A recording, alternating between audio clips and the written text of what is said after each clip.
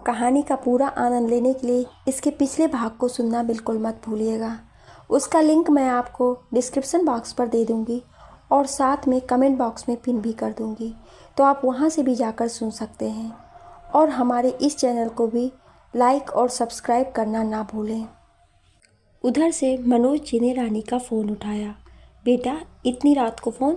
सब ठीक तो है ना? हाँ पापा, सब ठीक है। वो पापा आपसे कुछ कहना था। हाँ बेटा बोल। मनोज जी की आवाज़ में चिंता साफ झलक रही थी। तब तक सीमा जी भी उठकर मनोज जी के पास आ गई। उन्होंने फ़ोन स्पीकर पर करने को कहा। मनोज जी ने फ़ोन स्पीकर पर कर दिया। वो पापा, बोल बेटा, क्या कहना है? पापा, आज आपके वसीयत के कागज़ मिले मुझे। हाँ बेटा, तेरे भाई ने बताया था। साइन करके भेज दे बेटा, ताकि मैं भी इन सब जिम्मेदारियों से छुटकारा पाऊँ। रानी संभलती हुए बोली, पापा, मुझे भी अपना हिस्सा चाहिए। रानी की बात सुन कुछ समय को सन्नाटा सा छा गया। सीमा जी और मनोज जी को एक पल को यकीन नहीं हुआ। वो थोड़ा संभल कर बोले, बेटा, मैंने तुझे कितना कहा, तब तूने मना कर दिया, फिर अचानक। अब तो सब हो गया बेटा। कहीं तेरे भाई भाभी। आगे के शब्द मनोज जी के गले में फंस से गए। रानी ने भी पापा की बात काटते हुए कहा, पापा, आप भैया को कह देना मैं कल तक आपके पास कागज़ लेकर खुद आ रही हूँ। मैं मेरा हिस्सा लेने आ रही हूँ, कहकर रानी ने फ़ोन रख दिया। इधर सीमा जी और मनोज जी समझ नहीं पा रहे बेटे बहू को कैसे कहेंगे। अगर उस समय ही ले लेती तो सही था।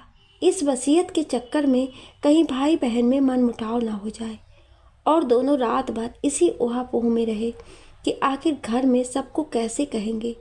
इधर रानी की आंखों से भी नींद कोसों दूर थी। वो असमंजस में थी, क्या वो सही है? उसने सही निर्णय तो लिया अपना हिस्सा मांगकर, और क्या सच में उसको अपना हिस्सा मिल भी जाएगा? वो इसी संशय में थी, हिस्सा मिलेगा या नहीं। अगर नहीं मिला तो उसको मालूम था माँ पापा भी पूरी रात सो नहीं पाएंगे। अगले दिन जब भाई भाभीयों को पता चला तो कहा किसी ने कुछ नहीं, पर एक तनाव का माहौल फैल गया। कोई किसी से कुछ नहीं कह रहा था, पर आपस का व्यवहार उनके मन की हालत बता रहा है।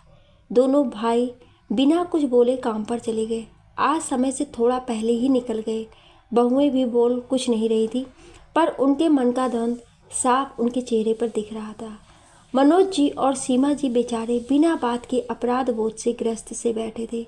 दोनों का न आज पूजा में ही मन लग रहा था, न नाश्ते में भी। बस चाय और एक ब्रेड बड़ी मुश्किल से ली। सीमा जी मनोज जी को बीपी की दवाई देते हुए बोली, क्यों सोच रहे हो इतना, सब सही होगा।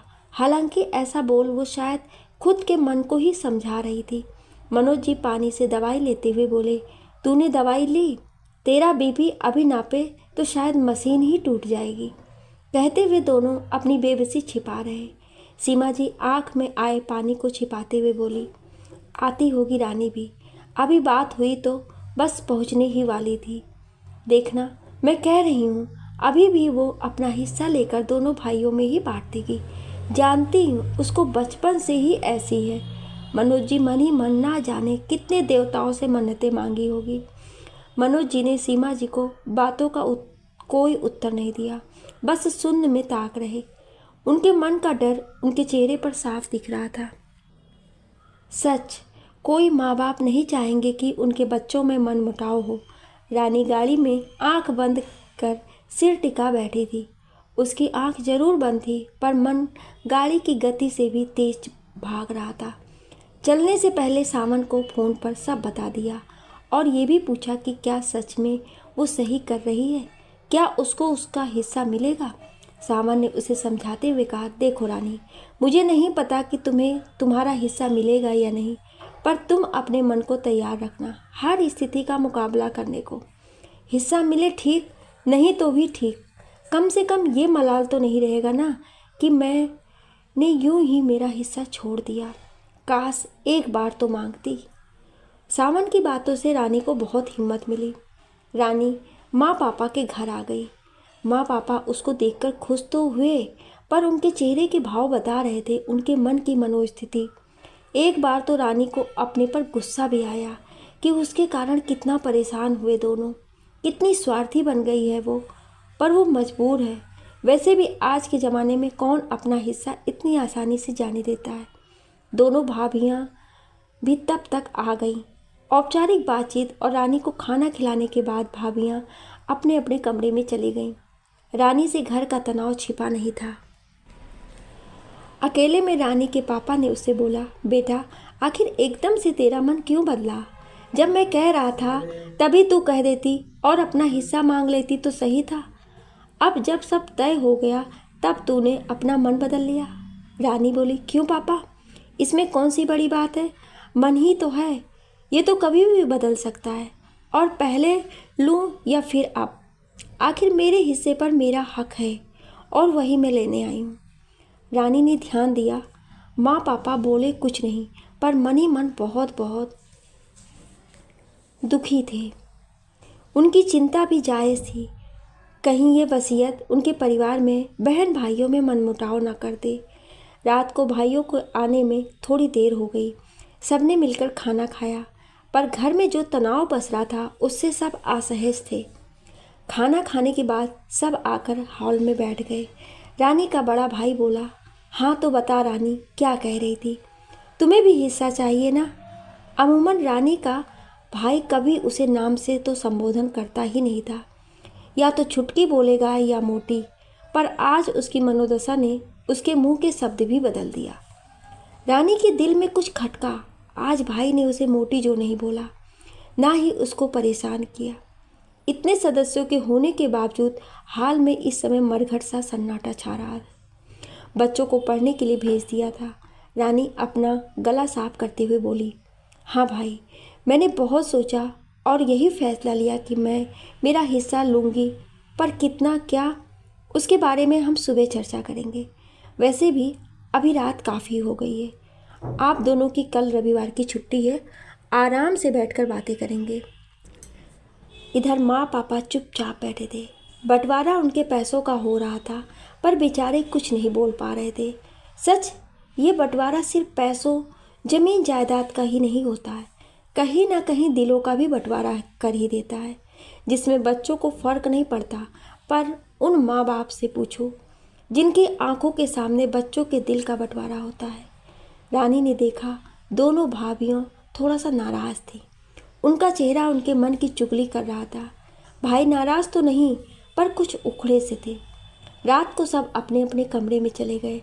रानी ने देखा माँ पापा ने हमेशा की तरह उससे ज़्यादा बात नहीं करी और सो गए। सच, इस बात ने उनको कितना दुखी कर दिया था, कितना टूट गए थे। रानी बिस्तर पर लेट तो गई, पर नींद को कहाँ से बुलाए। वो तो जैसे उससे भाग रही थी, आँख मिचोली खेल रही थी। ये देख रही थी कि उसके हिस्सा मांगते ही घर में तनाव छा गया। सच, ये हिस्सा होता ही ऐसा है, एक दूसरे से अलग कर देता है। रानी ने कहीं कभी पढ़ा था, वो पंक्तियाँ उसके कानों में गूंज रही। अपना हिस्सा मांग के तो देखो, सारे रिश्ते बेनकाब हो जाएंगे, और अपना हिस्सा छोड़कर तो देखो, सारे कांटे गुलाब हो जाएंगे। आज ये बात अक्षरशः सही दिख रही, पर वो भी मजबूर है। ऐसे कैसे अपना हिस्सा छोड़ दे? बस इन सब बातों में उलझी हुई आखिर नींद को उसकी आंखों ने पकड़ ही लिया। अगली सुबह घर के हर बड़े सदस्य की आंखें उनकी रात की चुगली कर रही थी। शायद सबकी रात आंखों में ही कटी थी। कहते हैं बच्चे कितने भी छोटे हों, बड़ों के व्यवहार का एहसास उन्हें हो ही जाता है। यहाँ भी घर के बच्चों को एहसास हो गया था कि कुछ गड़बड़ है, इसीलिए वो अपने आप बिना किसी के कहे अपने कमरे में चले गए। नहीं तो बुआ के आने पर कितनी धमा चौकड़ी मचाते थे। बड़ों का कहाँ एहसास होता है कि घर के माहौल का बच्चों पर कितना असर होता है। तभी तो कहते हैं घर का माहौल स्वस्थ होता है तो बच्चों का भी विकास सही होता है। पर इस समय बात ही कुछ ऐसी थी कि कोई चाह कर भी सामान्य नहीं पा रहा था। सब एक दूसरे से जैसे नजरें चुरा रहे, साथ होकर भी सब अलग। सच, ये सन्नाटा काटने को दौड़ रहा। रानी, जिसको मायके में किसी समय हर एक पल उड़ता हुआ सा लगता था, इस समय कांटे नहीं कट रहा है। सच, ये समय कितना कुछ बदल देता है। नाश्ते खाने सब काम से फ्री होकर सब माँ पापा के कमरे में आकर बैठ गए। तीनों भाई बहन को यूं बैठा देख सीमा जी सोच में डूब गई। बचपन में तीनों भाई बहन कैसे लड़ते थे, माँ के पास कौन बैठेगा, पापा के पास कौन बैठेगा, कितनी लड़ाई करते थे इसी बात पर। लेकिन तब की लड़ाई और आज का ये तनाव कितना अलग है। रिश्तों में अजीब सी खामोशी पसरी हुई थी। कुछ पल की खामोशी के बाद इस बार मनोज जी अपने बच्चों से बोले, बेटा मैं नहीं चाहता कि इन पैसों की वजह से तुम बहन भाइयों में आपस में अनबन हो। मैं पहले भी रानी को उसका हिस्सा दे ही रहा था। अब जब वो खुद मांग रही है तो हम खुशी खुशी दे देते हैं। अभी कौन सा बंटवारा हो गया। उन्होंने अपनी तरफ से पूरी कोशिश करी तनाव को कुछ कम करने की, पर सब अभी भी चुप थे। इस चुप्पी को तोड़ते हुए रानी बोली, पापा मैं कुछ बोलूं? सब एकदम से रानी को देखने लगे। दोनों भाभियां ऐसे देख रही, पता नहीं रानी क्या मांग ले। इधर भाई भी अधीरता से रानी को देख रहे। रानी की आवाज़ बहुत ही गंभीर थी। पापा मुझे पता है ये आपका पैसा है, आपकी वसीयत है, आप ही इसका बंटवारा करेंगे और आप मुझे अपनी संपत्ति में से हिस्सा अपनी इच्छा से दे या मैं आपसे मांग लूं, क्योंकि कानूनन मैं भी बराबर की हिस्सेदार हूँ। सबकी नज़रें रानी पर टिकी थी। रानी ने पास में रखे जग में से पानी पिया और अपना गला साफ करते हुए बोली, कानून ने वसीयत में तो हमको बराबर का हिस्सेदार बना दिया, पर उसके कारण रिश्तों में जो तनाव, जो मनमुटाव आता है, वो हटाने के लिए भी काश कोई कानून बना पाती। उसके चेहरे पर उस तनाव का दर्द साफ झलक रहा था। वो अपने को संभालते हुए बोली, पापा आज मुझे अपना हिस्सा आपसे नहीं, मेरे दोनों भाई और भाभियों से चाहिए। सीमा जी जो इतनी देर से चुप थे, रानी की यह बात सुन उसकी बात बीच में काटते हुए बोली, बेटा ये क्या कह रही है? तेरा हक तेरे पापा की संपत्ति में है, भाइयों की में नहीं। हाँ वो तुझे खुशी खुशी कुछ देना चाहे तो दे सकते हैं, पर तू उनसे ज़बरदस्ती मांग नहीं सकती। सब रानी को अचरज भरी नज़रों से देख रहे। आखिर इसके मन में क्या है? पहले तो कुछ नहीं चाहिए था और अब? रानी अपनी माँ से बोली, माँ मुझे पता है, पर जो मुझे चाहिए वो आप नहीं ये लोग दे सकते हैं। और वो उठकर अपने भाई और भाभी के पास चली गई। अब तक दोनों भाई भाभियाँ असमंजस की स्थिति में थे। किसी को नहीं पता था रानी के मन में क्या चल रहा है।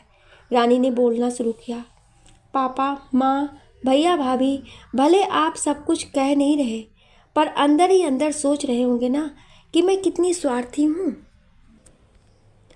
पहले मना कर दिया और अब आ गई मांगने के लिए, पर क्या करूँ, बेटी हूँ ना।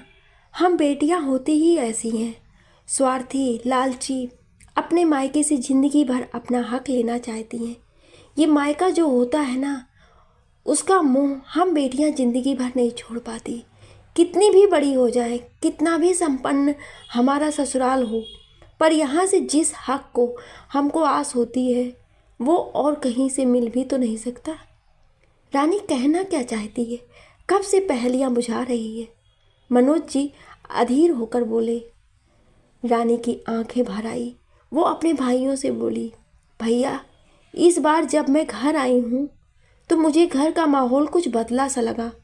जो अपनापन, आज़ादी, गर्मजोशी मुझे यहाँ मिलती थी, जाने वो कहाँ गायब सी हो गई। पहली बार मुझे यहाँ झिझक हिचक का एहसास हुआ। अरे मैं तो यहाँ सारे गम भुलाने, अपना बचपन जीने आती थी, पर उसका एक पल भी एहसास नहीं हुआ। मैं ये नहीं कहती कि आप लोग भाभियों ने मेरा ध्यान नहीं रखा, नहीं, सबने खूब ध्यान रखा, पर कहीं ना कहीं तो कुछ कमी थी, कुछ खटक सा रहा था, और वो जो कमी थी उस कमी को ही भरने को मुझे मेरा हिस्सा चाहिए। अभी तक भी कोई कुछ समझ नहीं पा रहा था, पर अब तक रानी उसका गला जरूर रुंध गया था। मनोज जी और सीमा जी उसको ऐसे देख व्याकुल हो रहे थे जैसे बेटी को नाजों से पाला, जिसकी आंखों में कभी आंसू नहीं आने दिए, आज अपने ही सामने उसको ऐसे रोते देख उनका दिल बैठा जा रहा था। रानी अपने को संभालते हुए बोली, भाभी आज जो मैं आप लोगों से मांग रही हूँ ये मैं नहीं मांग रही। इसकी तमन्ना तो शायद हर बेटी की होती है, फिर चाहे उसका मायका सामर्थ्य हो या नहीं, ये हक हर बेटी लेना चाहती है। ये मेरा ही नहीं भाभी, आपका सामन की बहन मतलब मेरी ननद का हर बेटी पे हक अपने मायके से चाहती है। दोनों भाभियाँ कुछ समझ नहीं पा रही। रानी ने बोलना जारी रखा, भाभी आप कभी चाहोगी कि आपके मायके में जो आपको प्यार मिले उसमें सिर्फ दिखावा बनावटीपन हो? नहीं ना, आप भी निस्वार्थ प्यार अपने मायके में तलाशती होंगी, और अगर उसकी जगह दिखावा बनावटीपन मिले तो कैसा लगेगा? मुझे भी यहाँ मेरे भाई भाभियों का वही प्यार, उनका अपनापन, उनका दुलार चाहिए। जब मैं यहाँ आऊँ तो उस प्यार से कहीं भी बनावटीपन ना लगे। जब मैं यहाँ आऊँ तो सारे गम भूल जाऊँ। जिस मायके के लिए बेटियाँ तरसती हैं उसका एहसास मुझे अभी ही नहीं बल्कि ज़िंदगी भर रहे। मरते दम तक हमारा मायका पर हक रहे। एक बेटी की तरह आप सब मुझे देख खुश हो। भले आप लोग अलग हो गए, पर जब मैं आऊँ तो मुझे सब साथ दिखे, केवल दिखावे के लिए नहीं, मन से भी। और भाभी इसी हक की आस आपको अपने मायके से भी होगी, और यही हक की आस मेरी ननद को होगी। जिस व्यवहार की उपेक्षा मैं आप लोगों से करती हूँ, मेरी ननद भी तो मुझसे करेगी। वो भी तो उस घर की बेटी है, और आपने भी वही अपनापन अपने मायके से चाहा होगा। बस भैया भाभी, मुझे मेरा वही हिस्सा दे दो, जो कि मुझे ही नहीं हर बेटी को वो हिस्सा चाहिए। मुझे और कुछ नहीं चाहिए। हर बेटी को मायके से पैसा नहीं, प्यार की, अपनेपन की आस होती है। बस वही आस मुझे भी है। सिर्फ नाम के लिए मायका नहीं हो, बल्कि उस नाम से वो खुशबू का भी एहसास हो। रानी की आंखों से आंसुओं की बरसात हो रही। रो रो कर उसकी हिचकियां बंध गई। इधर मनोज जी, सीमा जी की आंखें नम थी। उनको नहीं पता था कि उनकी बेटी के मन में क्या कुछ चल रहा है। दोनों भाभियां और भाई तो जैसे बुत से बन गए, उनसे कुछ कहते नहीं बना। तभी दोनों भाभियों ने आगे आकर रानी को गले लगा लिया। आंसू उनके भी आंखों में थे। दीदी, आज आपने हमारी आंखें खोल दी। आप सही कह रही हैं। आपने जो हिस्सा मांगा शायद वो हर बेटी का हक है। हर एक बेटी अपने मायके से ये चाहती है, और अगर उसको हक स्वेच्छा से मिले तो उसकी बात ही अलग होती है। ये तो अपने आप मिलना चाहिए, और ये हक, ये रिश्ता तो सच उसके भाई भाभी ही दे सकते हैं, कोई और नहीं। दीदी, ये हमारा वादा है, हम आपको आपका हक देकर रहेंगे। नहीं तो हम अपने मायके में कैसे आस करेंगे? अगर आपको ही आपका हक नहीं देंगे तो हम कभी नहीं चाहेंगे कि हमको जो हमारे मायके से प्यार मिले उसमें दिखावा हो। अच्छा हुआ आपने अपना हिस्सा मांगा, अब हम भी हमारे मायके में अपना यही हिस्सा मांगेंगे। तभी दोनों भाई आगे आए, आंखें उनकी भी नम थी। छोटा भाई बोला, अब बस भी करो, सबको रुला दिया। पर मोटी, आज भी तूने सबसे ज़्यादा हिस्सा मांग लिया। पर तू चिंता मत कर, तेरा हिस्सा तुझको हमेशा मिलेगा। वो तुझसे कोई नहीं छीन सकता। रानी अपने भाइयों के गले लग गई। इस समय सबकी आंखों में आंसू थे, पर दुख के नहीं, खुशी के, संतुष्टि के। इधर मनोज जी और सीमा जी अपने बच्चों को आशीर्वाद दे रहे। पहली बार किसी घर में बंटवारे होने पर मनमुटाव नहीं हुआ, बल्कि प्यार और बढ़ गया। इतने में सामन का फ़ोन आया। रानी बोली, हाँ, मैं आज ही निकल जाऊंगी, चिंता मत करो। रानी की बात सुनकर दोनों भाभी बोली, अरे दीदी, इतनी जल्दी क्यों? अभी नहीं जाने देंगे आपको, अभी तो ढंग से आपसे बात भी नहीं हुई है। रानी बोली, भाभी, मैंने तो अपना हिस्सा मांग लिया, पर मुझे भी तो हमारी दीदी को उनका हिस्सा देना है। वो आज घर आ रही हैं, बस इसलिए जल्दी जा रही हूँ। सब लोग उसकी बात पर हंसने लगे। इधर रानी जाने की तैयारी करते सोच रही, अच्छा हुआ जो अपना हिस्सा मांग लिया, अगर नहीं मांगती तो शायद बहुत कुछ खो देती। पर क्या सच में उसको उसका हिस्सा मिलेगा? ये तो समय ही बताएगा। पर वो तो अपना फ़र्ज़, यानी अपने घर की बेटी, उसकी ननद को उसके हिस्से का हक जरूर देगी। किस किस को अपने हक का हिस्सा मायके से मिलता है, ज़रूर कमेंट करके बताएं। लिखने और बोलने में कोई त्रुटि हुई हो उसके लिए क्षमा प्रार्थी हूँ। और ऐसी इंटरेस्टिंग कहानियाँ सुनने के लिए हमारे चैनल को सब्सक्राइब जरूर करें। Thank you.